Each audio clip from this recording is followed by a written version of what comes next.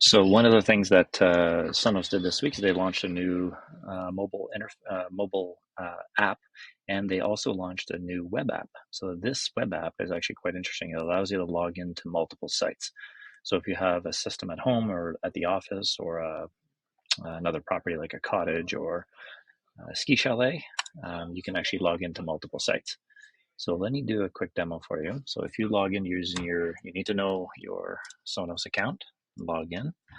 One of the things that you're going to be presented with is the site name. And if you've never configured it, and I noticed that there was, until this new mobile app came out, there was no way to actually name your sites. So you'll be presented with site 1 and site 2, which is not very useful. You need to know which one you're logging into. So let me show you how to get in there and make those changes. So I've already done it here. So if I actually log into the site that I'm at right now, which is my office, I'll be presented with the office system. And then if I log out,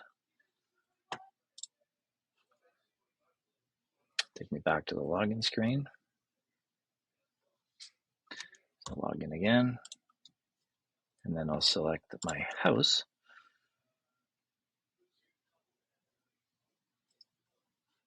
Home, I confirm. And now I see I have my home system access, and I can make modifications. I can see what's playing in what rooms. So quite useful.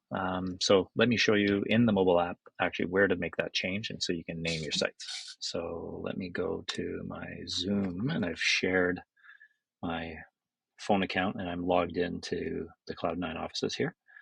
So here, if I go to the top right, sorry for the interruption there. If I go to the top right and I hit the little icon, I get the room names and everything.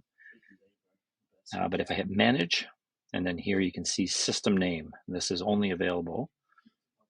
So let's say Cloud9 AAV offices.